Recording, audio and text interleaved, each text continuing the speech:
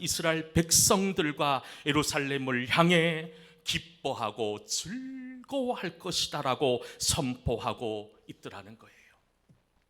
여러분, 한 해를 살다 보면 이 세상의 두려움과 이 세상의 염려들로 인해 주눅들 때가 얼마나 많이 있습니까? 내 힘으로 감당할 수 없는 이 세상에 일어나는 일들 가운데 두려워하기도 하고 낙심이 찾아오기도 합니다.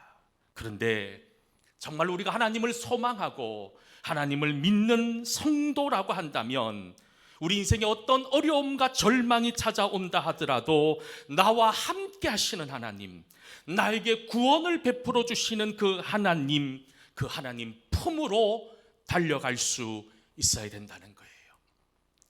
여러분, 어떤 분 올 한 해를 지나면서 건강에 어려움도 있었을 것이고 사랑하는 사람을 먼저 떠나보내신 분들도 있으실 거예요. 내가 원하고 뜻하는 계획들이 이루어지지 않고 실패를 경험한 분들도 많이 계실 겁니다. 오히려 우리가 이 땅을 살아가며 성공이라는 단어보다 실패와 절망과 좌절이라는 단어가 훨씬 더 가깝게 느껴지잖아요. 그럴 때 여러분들은 누구에게로 달려갑니까?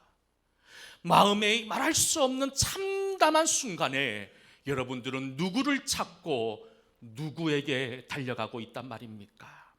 사랑하는 성도 여러분, 오늘 말씀에 보면 17절에 하나님은 우리로 말미암아 기쁨을 이기지 못하며 우리를 잠잠히 사랑하신다고 말씀합니다. 그러니 우리를 기쁨으로 여기시고 우리를 사랑하는 그 주님의 품으로 우리가 달려가야 된다는 거예요. 더 이상 세상에서 헤매이고 방황하지 않기를 간절히 소망합니다. 입술로는 내가 주님께로 가야지, 주님이 내 인생의 답입니다라고 이야기하지만 정말로 하나님이 여러분들의 인생의 정답이었습니까? 정말 여러분 절망의 순간마다 주님께로 달려가셨습니까?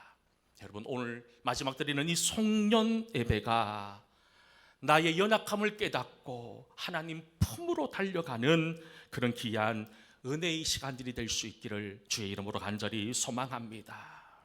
여러분, 특별히 오늘 말씀, 특별히 우리를 향한 하나님의 마음이 어떠한지를 읽을 수 있지 않습니까? 우리 잘 알고 있는 말씀이에요. 17절 말씀 다시 한 번 더 읽어보도록 하겠습니다.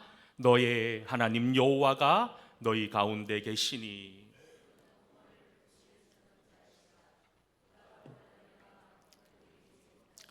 너를 잠잠히 사랑하시며 너로 말미암아 즐거이 부르며 기뻐하시리라 하니라. 아멘. 스바냐 선지자는요, 가장 먼저 무엇을 얘기하냐면 하나님께서 나와 함께 계시다는 거예요. 우리와 함께 계시고 우리 가정과 함께 계시고 우리 교회와 함께 계시고 우리 나라와 함께 계시다라는 사실을 말씀하고 있더라는 거예요. 하나님은 우리가 어떤 상황, 어떤 형편에 놓이든지, 우리가 죄인이든지 우리가 말할 수 없는 참담한 하나님과 상관없는 길을 걷고 있지만 그 모습과 상관하지 않고 끝까지 우리와 함께 하기를 원하시는 분이라는 거예요. 다윗은 시편 139편에 이렇게 고백하고 있습니다. 제가 한번 읽어드리겠습니다. 여호와여, 주께서 나를 살펴보셨으므로 나를 아시나이다.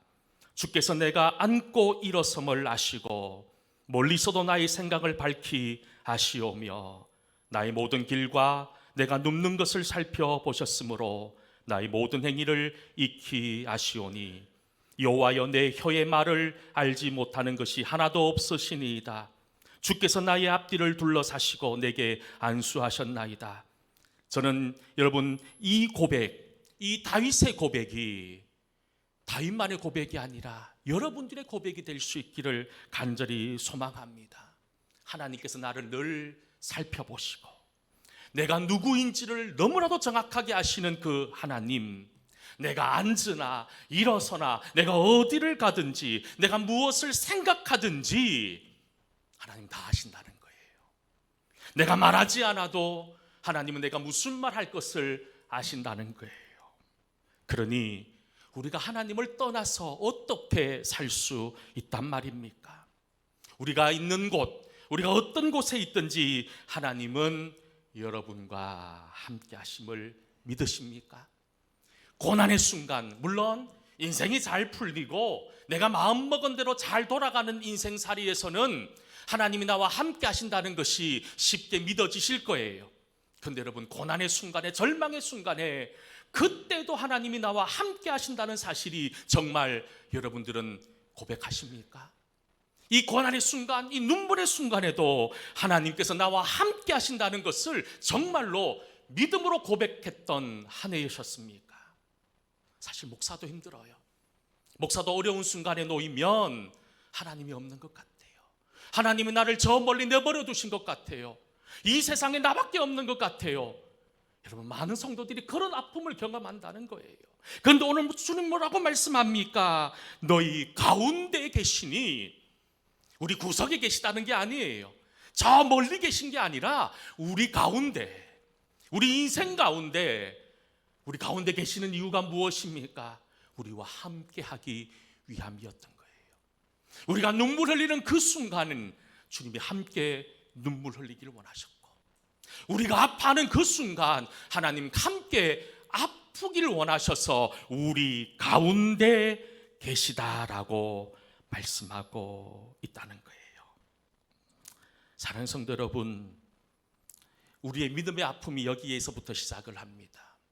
하나님이 없는 거라고 생각하는 그 순간, 하나님이 나를 떠났다고 생각하는 그 순간, 여러분, 우리에게는 절망이 찾아온다는 거예요.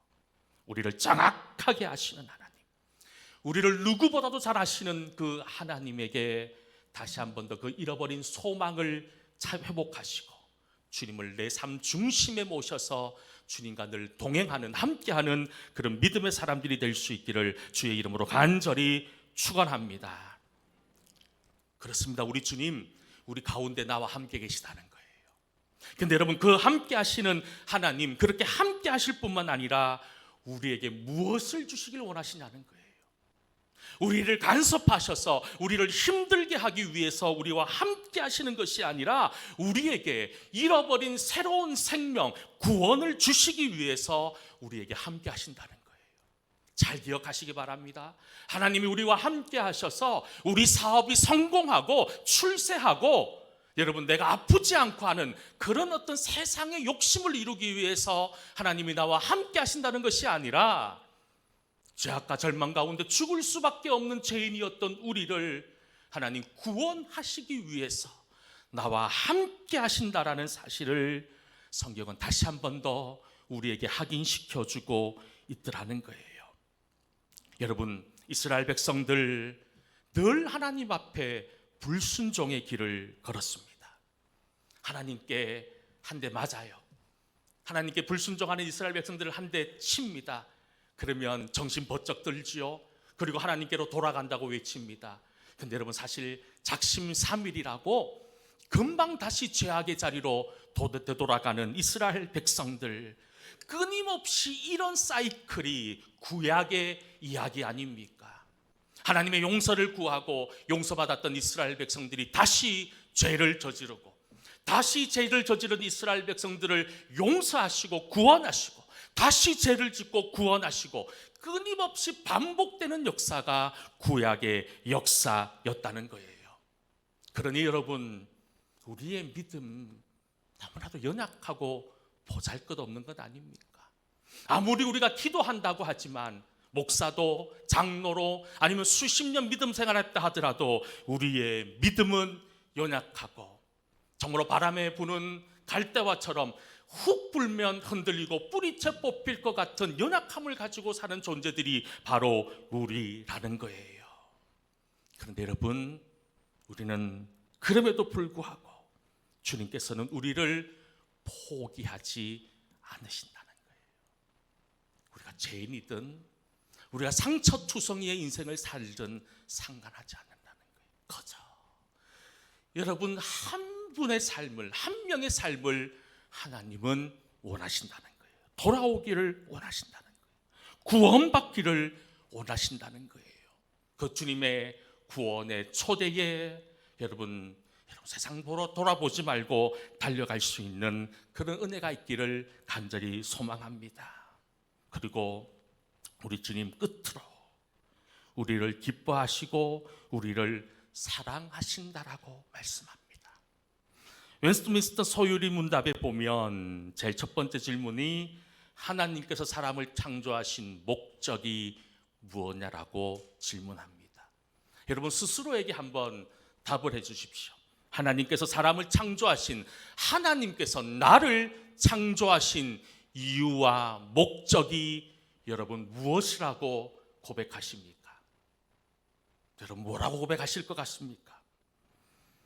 그 소유리 문답에 보면 답을 우리에게 제시합니다. 하나님께서 우리를 창조하신 목적은 하나님을 영화롭게 하는 것이고 하나님을 기쁘고 즐겁게 하는 것이 우리 인생의 이유와 목적이 된다고 말씀합니다. 그러니 여러분 성경은 끊임없이 우리를 향해 너희가 먹든지 마시든지 무엇을 하든지 하나님의 영광을 위하여 하라고 끊임없이 우리에게 가르치고 있지 않습니까? 하나님께서 여러분들을 창조하신 이유는 분명합니다. 여러분들을 통하여 하나님이 기뻐하시기 위해서. 하나님이 우리를 창조하실 때 하나님의 형상으로 만드셨어요. 하나님의 이미지, 하나님의 형상으로 우리를 창조하신 이유는 하나님과 우리를 서로 사랑하는 존재로 만들기 원하셨다는 거예요. 여러분 성경 로마서 5장 8절에 이런 말씀을 우리에게 주십니다. 함께 로마서 5장 8절 말씀을 읽어보도록 하겠습니다. 우리가 아직 죄인 되었을 때에